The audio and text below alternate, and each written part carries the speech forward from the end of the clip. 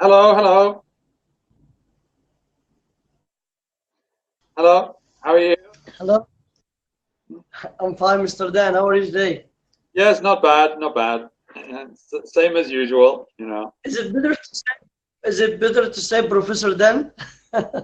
Well, really, yeah, no, I'm not a professor, so I can't claim to be a professor. Just call me Dan is okay. When I, Yeah, when okay, I but taught in China, when I was teaching at university in China, I always told my students, just call me Dan is okay. No need to call me professor or anything like that. is your camera on because it's not Is it? appearing here? You can't I see can me. see. I think maybe it's No, right. yeah. My camera is on, but there must be a problem with the connection, I guess. Okay, no problem. I can still hear you. Yeah, if it's downloading or uploading too slowly, it can't do the picture if it's too slow. Everything is okay.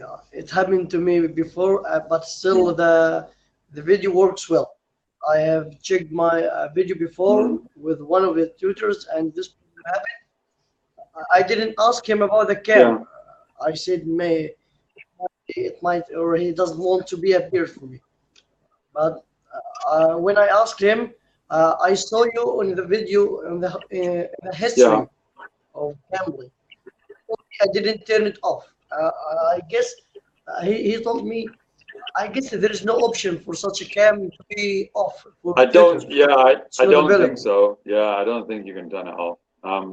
The tutors are certainly not supposed to Right. have it turned off anyway. So yeah. But as I say, it'll be whenever that happens, whenever you can't see the tutor, it will be because of the connection. Because the video picture needs more speed. It needs a higher speed of connection for it to download or upload. So if you're not getting the video, it just means that the speed of your connection is not quick enough to do the picture.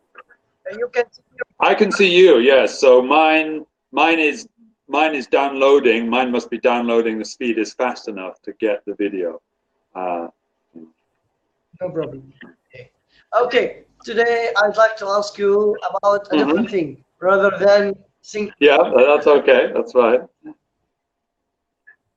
Okay. What about this issue? Uh, do you think that accent matter with the learners who want to learn the English language? Yeah. Um, I don't think accent is very important. In China, students worried a lot about this. My students in China, they were often worrying about that their accent wasn't right, that their pronunciation wasn't right, and trying to imitate a British or an American accent. And I used to tell them it's really not that important. If people can understand Okay. you, that's the most important thing. Can people understand you?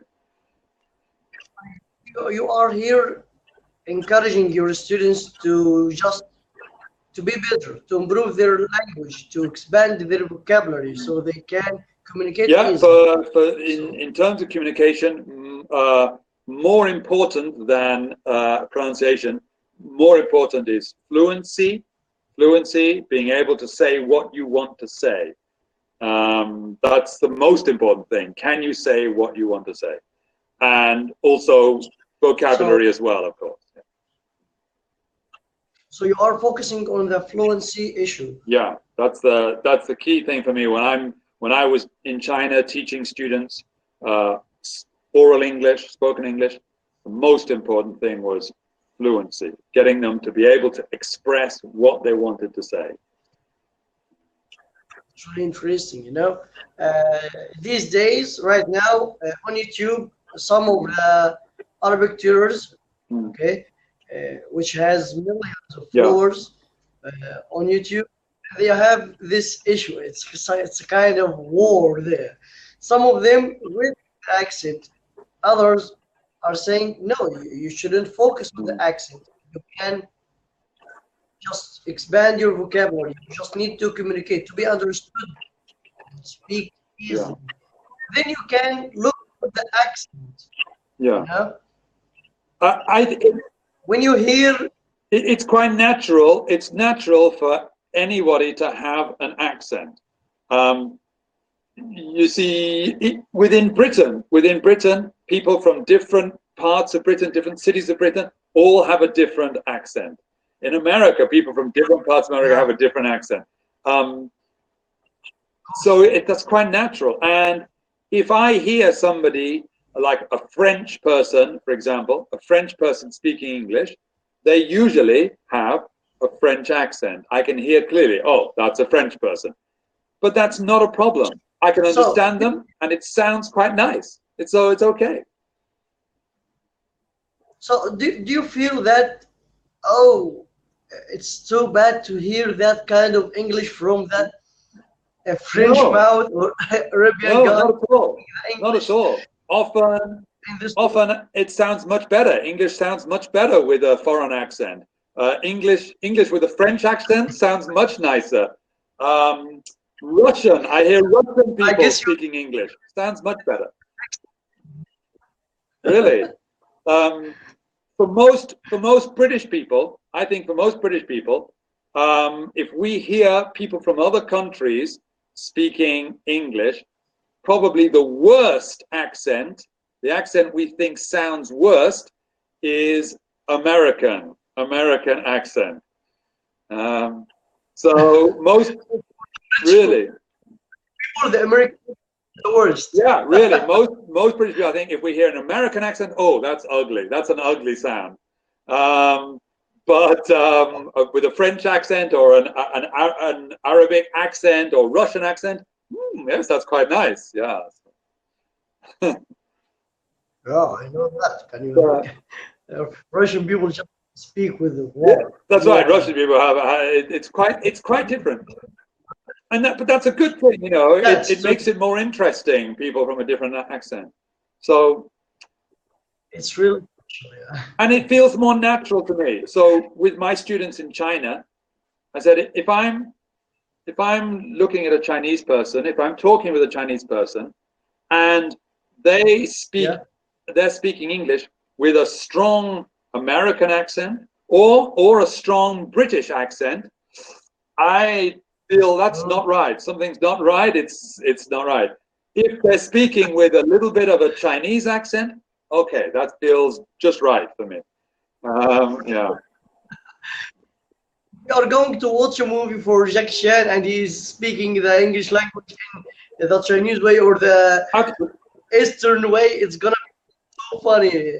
You are not going to enjoy the movie, but I guess watching Jackie Chan or actors from that part of the world speaking the American accent in a perfect way makes it, I guess, it's some kind of natural to watch the movie. I don't know. I mean, I think it's part of the charm. I mean, Jackie Chan has quite a Chinese accent when he speaks. Some other actors, I mean, I guess who grew up in America, like Lucy Liu, people like that. They have a nice American accent. Yeah. You are true about this. So I just want to beg this one from your words, from your own words. So when you hear Jackie Chan, you hear a different accent rather than the American one? Yeah. Jackie Chan has a. If you hear Jackie Chan speaking in his movies, he has a Chinese accent. Yeah. So it's easy for you to just catch it. It's not normal. Yeah. No problem at all. So. That's a good point.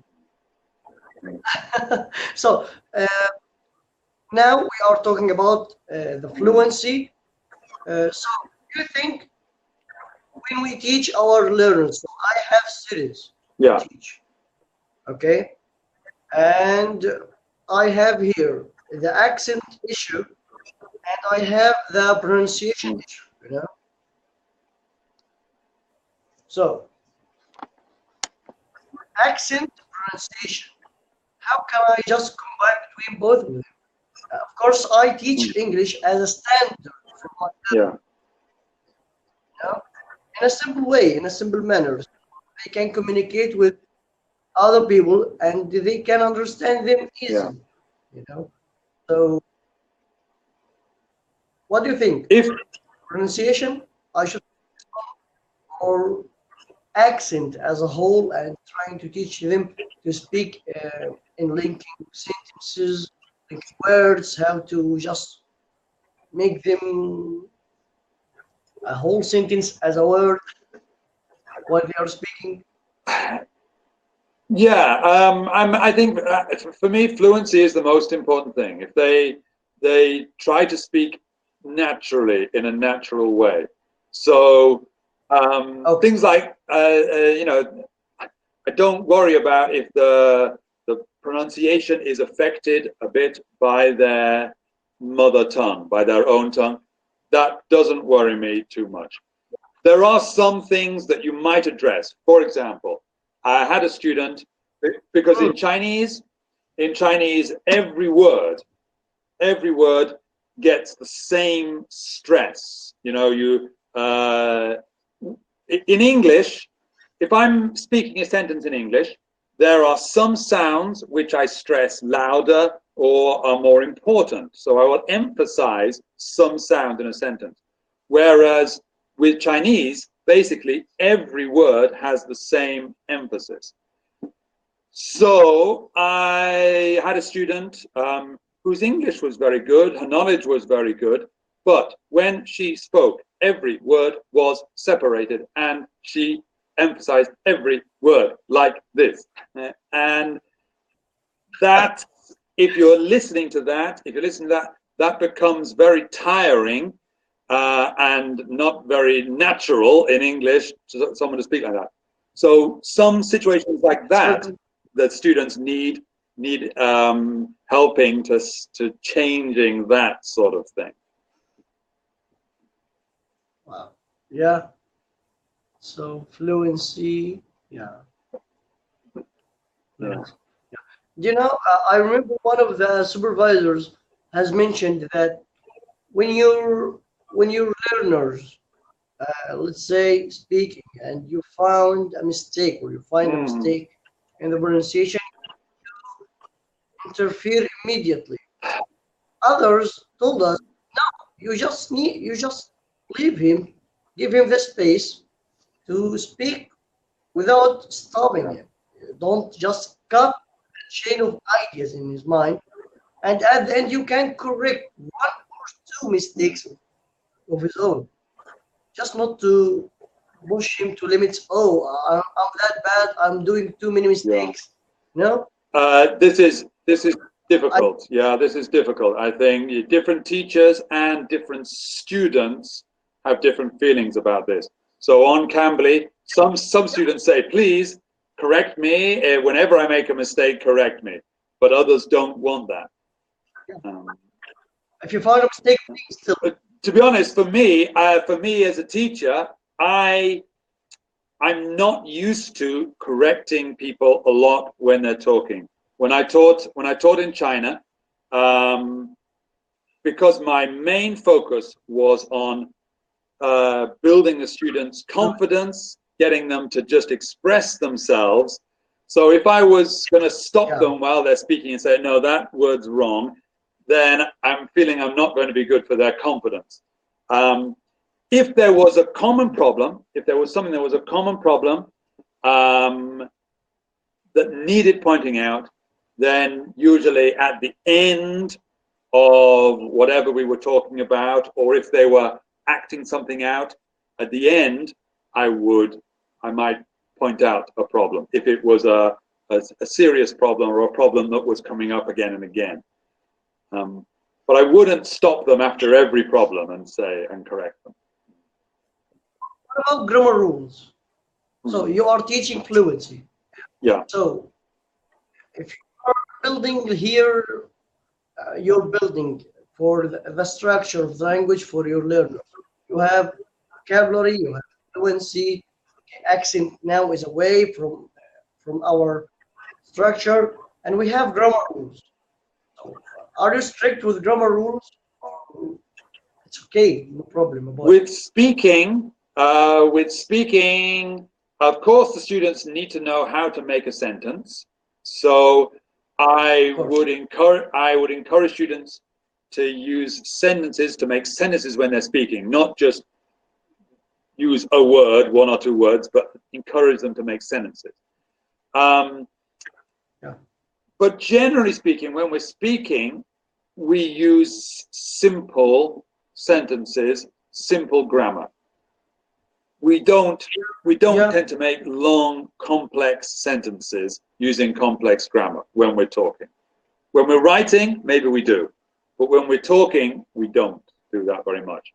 So as long as my students can use the simple grammar, that's fine. So you are integrating the grammar rules into the sentences while focusing on the fluency. Yeah, I mean, firstly, I might give them some examples before they start talking at all. Before they start talking or doing a role play or having a conversation, I may give them some examples of some good phrases or sentences. That can help them to start. You know, at my classes, I prefer using questions. Yeah, asking questions to them. Yeah. Ask a question related to the sentence or related to the tense makes it easier for me to, from the question I can form the beginning of the sentence and they can add their own answer at the end of it. Yeah, good. It depends a little bit upon the level of the students, the level of your students, upon what way you want to take about it. But that's good. Yes, if you can find a way that gets them, they've got to be making sentences. It is important that the students have to be learning to speaking in sentences. But it doesn't need to be complex, for speaking, not complex sentences. When they deal with writing, then they can think about making complex sentences. But for speaking, it's not necessary. So, have you taught them how to write? I did have some writing lessons. Mostly my teaching in China was about spoken English. But yes, I did teach some lessons about writing as well. Yeah. I guess in another conversation we could take this for a full session or full. Writing is more difficult. Writing is more difficult because yes, the sentences tend to be more complex, but the students have time to think about it with writing. Usually, they have time to plan what they're going to do and then check it over once they finish. So that's one of the advantages of writing: more time.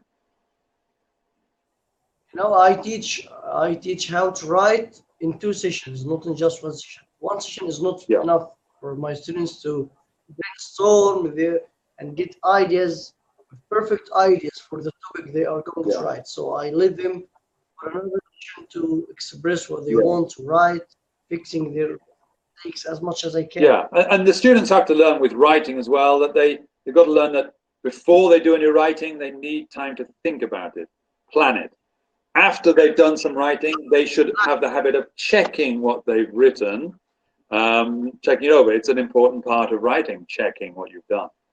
So they've got to learn to give that time, more time to their writing. We don't have more time. I'm really grateful for you, Mr. Dan, for accepting this call. Can I upload it on? Yes, no problem, of course. Yeah. Okay.